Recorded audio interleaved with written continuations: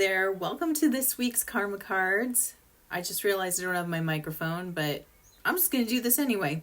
It's so good to be with you today. Let's see, stuff going on. It's been kind of quiet solar-wise. I mean, we are getting solar flares, but it's not anything that's been too crazy, kind of like last week. We're in this nice sort of quiet-ish spot. Again, we've had more planetary changes, and tomorrow is the new moon in Gemini, and there is a huge stellium happening in Gemini. A stellium is when you have 3 or more planets in the same sign, and we have 5 planets in Gemini, and 2 of them are the great benefics, and one of them is the ruler of Gemini, which is Mercury. So we've got Mercury, we've got Jupiter, we've got Venus, and the sun and moon all together in the sign of Gemini, bringing a lot of this fast thinking energy. The mind is very activated right now with a lot of ideas and a lot of thoughts. And I don't know if you can hear Floof, but she's in agreement. She's very excited about this karma cards. I'd show her to you, but she hates it when I pick her up. So she's down there, trust me.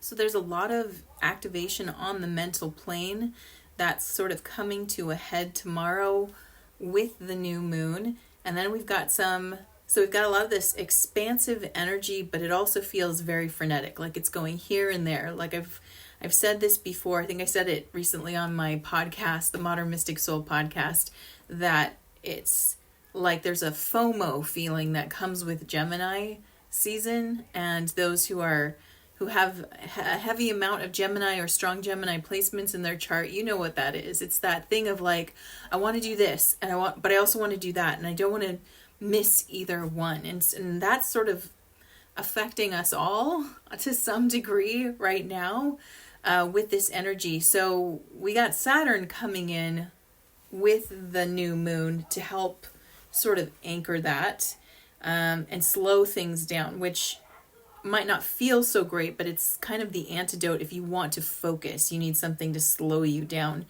and get you to pay attention. And so we are getting that with the new moon tomorrow as well. There's also a trine between Mercury and Pluto that is happening tomorrow that really gives us the ability to see something that's been deeply hidden. Mercury is the planet of the mind. Pluto is a planet of empowerment, and when you get these two together, it means a deep exploration in the mind and hidden information sort of coming to the surface, which brings me to the message today. By the way, if you'd like to join the Spirit Circle tomorrow, there is still time. You can go to this link, which is in the description below. Click on that and join us for the upcoming Spirit Circle, where I will go further into the information that the cosmos is sharing with us, as well as how to work with it, and psychic Q&A. So if that sounds like something that resonates with you, click the link below, and I will see you tomorrow. So the message this week from the team. I mean, this is the Tower card. Anybody who knows tarot knows that this card is like, okay, here we go. It's just talking about all false beliefs being eliminated from the mind and seeing very clearly. And the irony with this card coming up for this message and tomorrow's new moon is that this is the 16th card of the tarot, and the number 16 is heavily activated because both the sun and the moon, and I believe Venus are all at 16 degrees, which again activates this energy, this tower moment. So it's talking about something coming to light, like an awakening. It's like being struck by a lightning bolt and the information suddenly coming in. And I feel like this very much connects to the Pluto Mercury trine that's happening.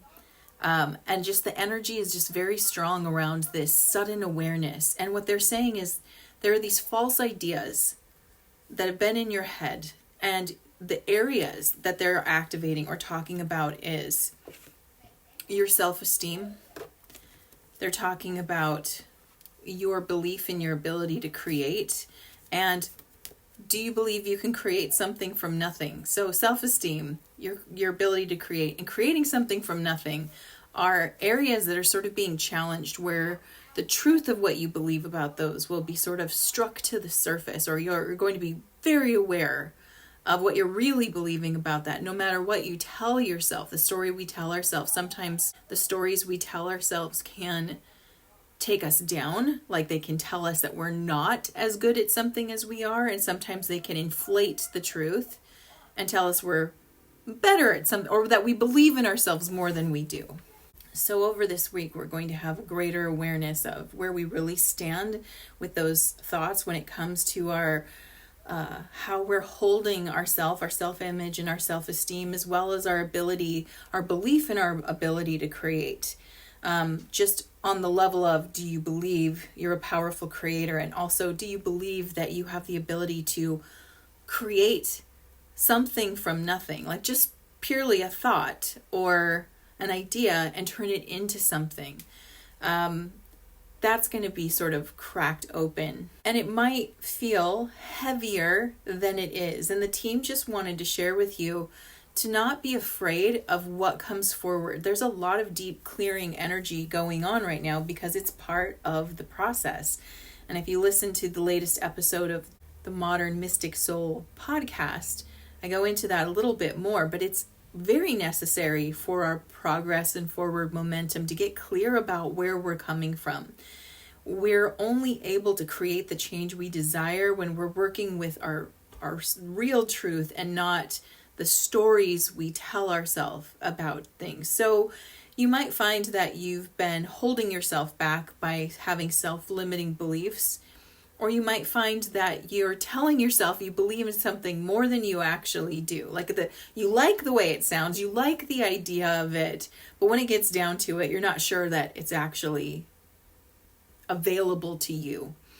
And that kind of stuff coming up, and the feelings that can come up with that are sort of that heavy feeling. And the Tower card, it looks very destructive, but what it's really breaking apart are false thinking, false belief, and it's finally revealing the truth. And so we're in a period where there's some awakening and awareness in us that's happening.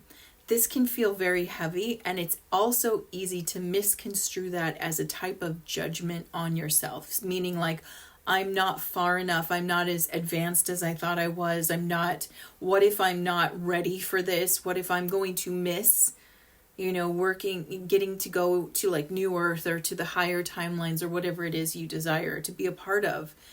Those thoughts do naturally come up because this is a bigger energy than I think we are all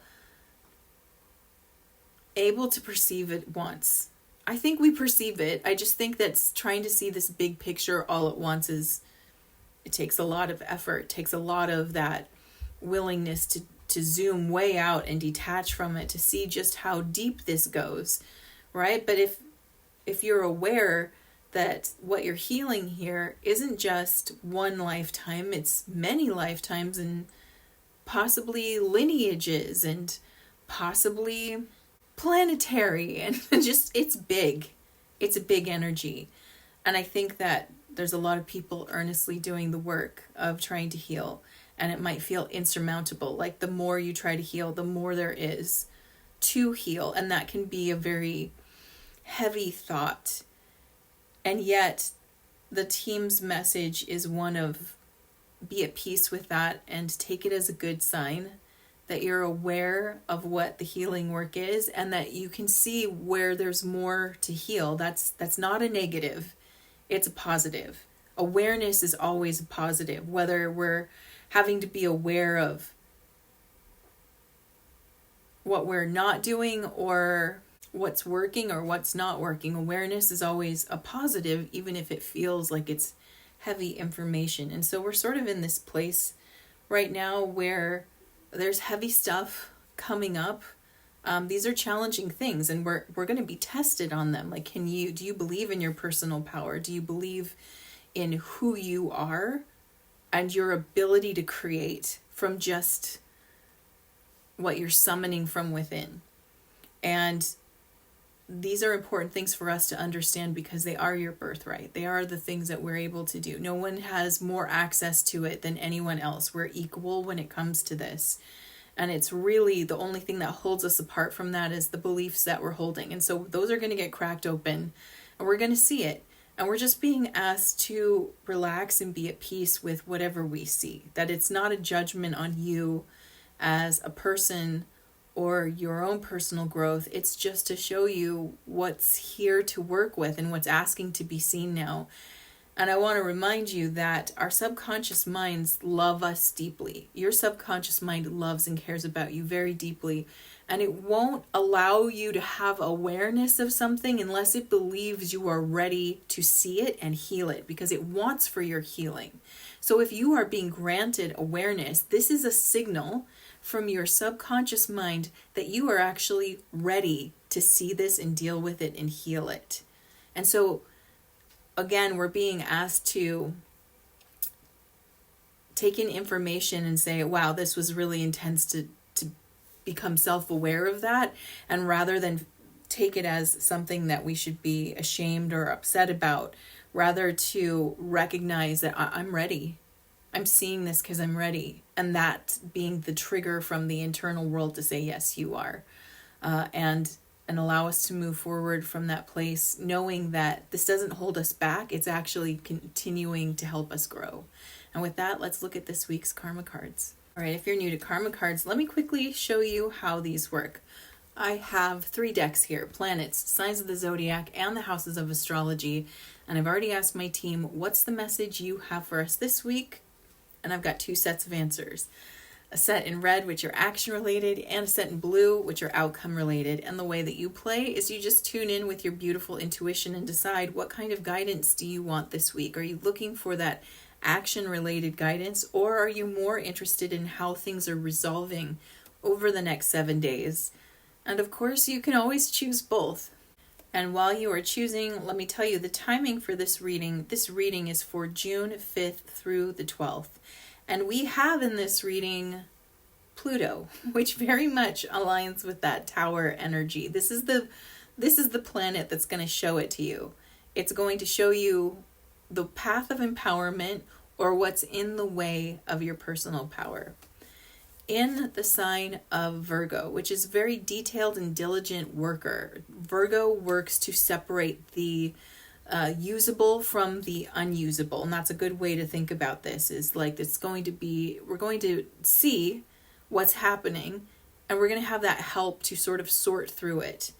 And in the second house, which is the house of value, worth, money, resources, what I think is really interesting about that is a lot of the things that were coming up in those other cards. We're talking about your self-esteem. Do you believe you're a creator? It's really, I feel like, hinting on the value part of this more than the money, although money could be involved in it as well. For those who are choosing action, your spiritual action at this time is to resurrect the serving of others patiently.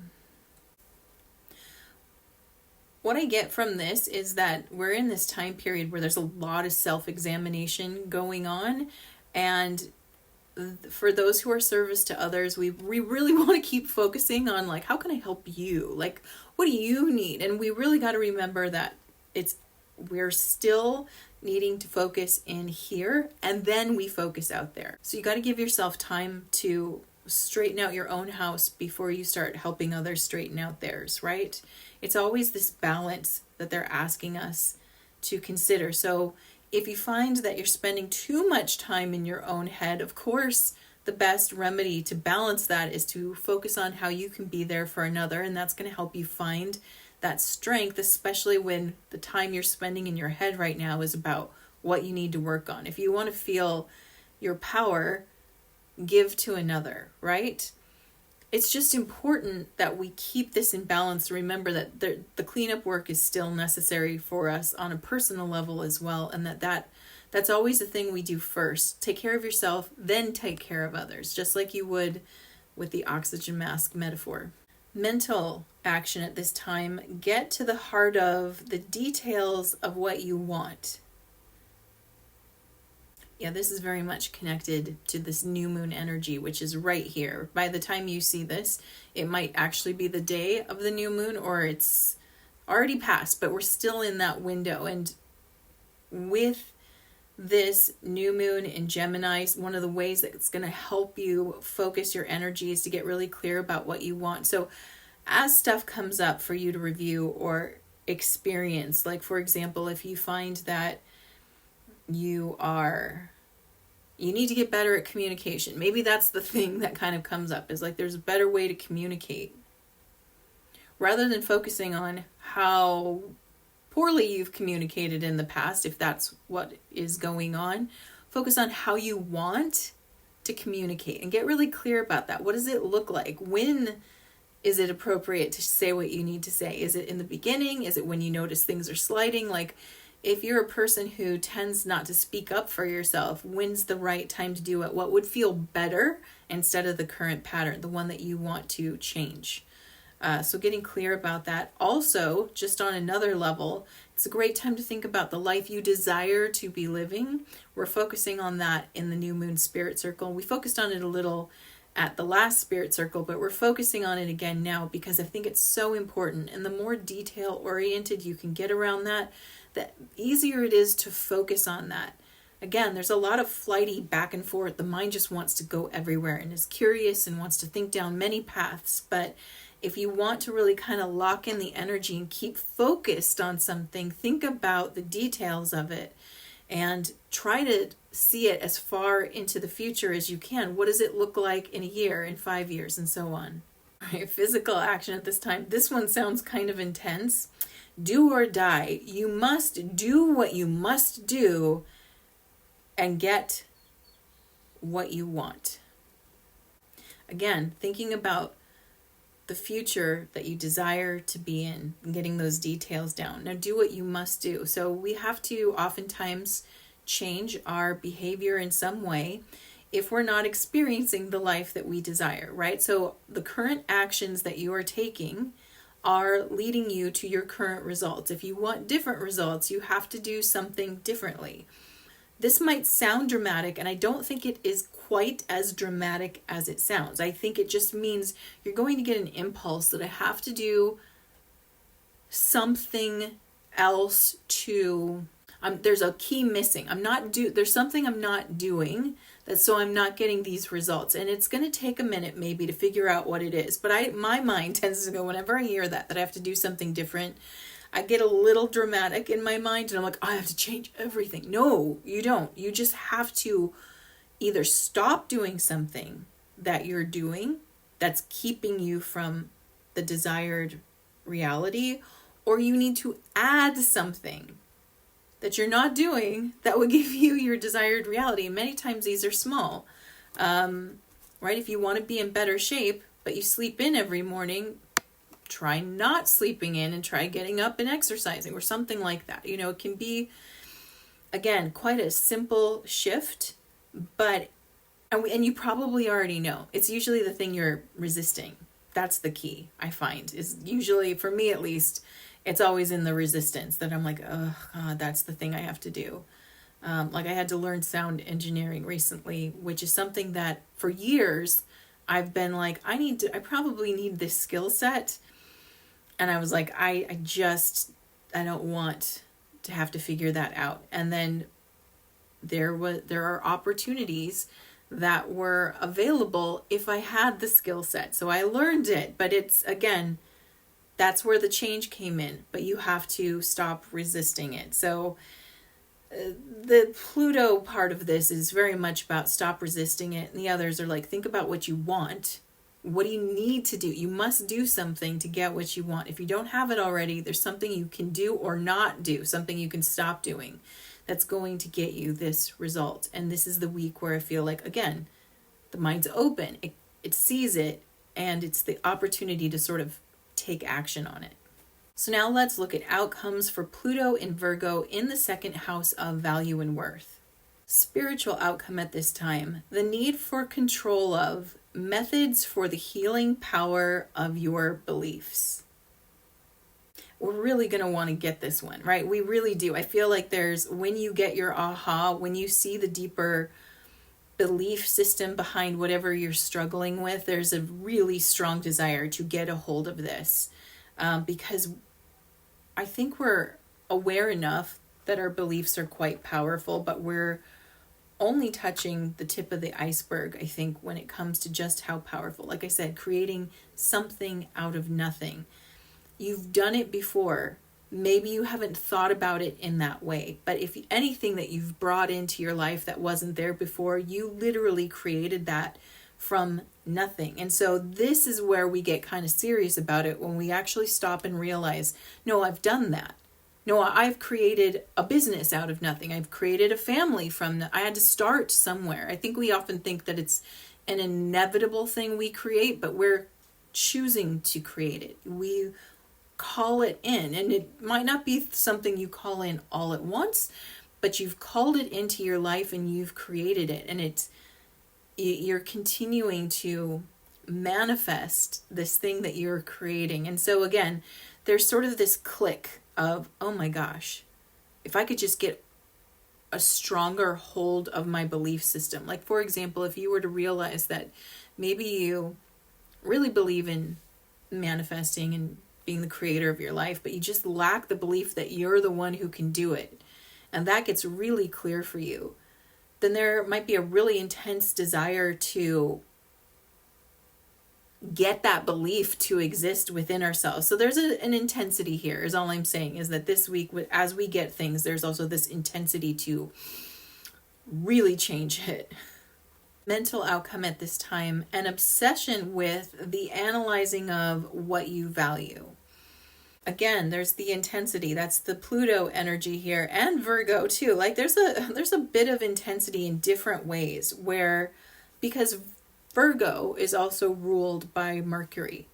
So Virgo energy, I would say, is also activated at this time. You've got this, Virgo has the ability to refine and focus in on something and get really specific, where Gemini doesn't quite have that ability. Gemini just is so aware of all the things to learn and see and do and know, where Virgo has already like mastered the art of focus and can bring that in. So all I'm saying is we're activating some of that focus here this week,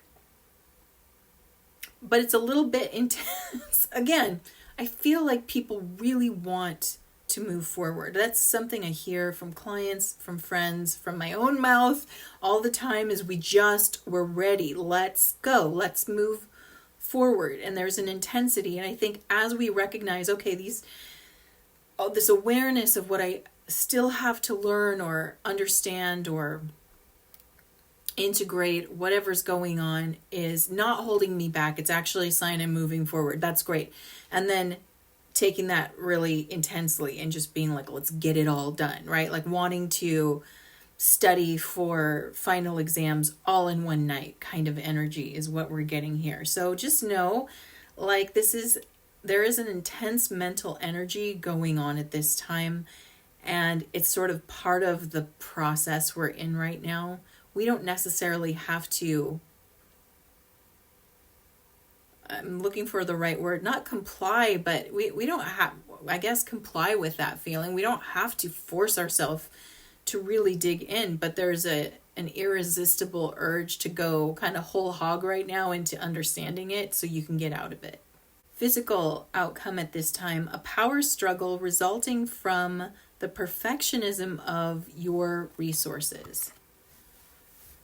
This one's interesting. I just feel like there's a little bit of like, we're going to get a lot of information during this time about how to move through this energy. Like, what's the best method? Like, is it inner child work, or is it tapping, or is it, sacred rage, or, do you need to cry and journal, or whatever it is? And a little bit maybe, because again, there's an intensity for all of us to get it. So I do believe if this deluge of information on how to handle it, it's coming from a well-intended place, but it's just like, again, that there's some kind of right way or a perfect method forward. And I don't know if that's true. I feel like the idea of a toolbox is to have a box of tools, right? So we have multiple forms of approaching something. Just in case one isn't doing the job for us that day, we can take another approach, and there's no wrong way to do it. Some days, I was just talking about that this morning with a friend. I'm like, some days the tapping for me is the most effective method on working on something. Like if it's really activated in my system, tapping on it really moves it through. Where other days I need to do like somatic workouts because I don't have something specific. It's just a general feeling, and that's better at moving it through my body. Where other times it's legs up the wall or sitting outside in the sun, right? There's so many ways that you can approach a situation, and you might find that maybe you have a preferred methodology, or you're hearing that a certain methodology is the way, and yet it seems to fail to totally do the job for you. That doesn't mean they were wrong, and it doesn't mean that it doesn't work for you. It just means you've got to use another tool in the toolbox. And again, there might be this sort of like, this is how I handle it. This is my method, right? This is the preferred method I use, and it doesn't quite do it. And so there's this sort of struggling here around, well, it's not movable. Question that and ask yourself, okay, is it not movable, or is it I have to do something different to get a different result? I have a feeling it's the latter, and that we have to move some maybe hard lines in the mind, right? Like we can get really fixated on something that works and be like, this is this is the thing that has value. I feel like this is going to be sort of shaken up a little bit and tested, and we're all going to have to practice a couple of different approaches to sort of smooth things out for ourselves. This reading might sound like it's kind of a lot of work. I feel like it's, for as intense as it sounds, it's not actually as intense. It's in the mind. And if you're a person who gets up in your mind easily or hangs out there a lot, like me, I do that. If you hang out there a lot, this might feel more intense than it is. It's just a lot of mental energy. So you got to think about what helps you balance that. For me, I know creative time, I know exercise, sleep, all of that can help me balance that. What helps you balance that?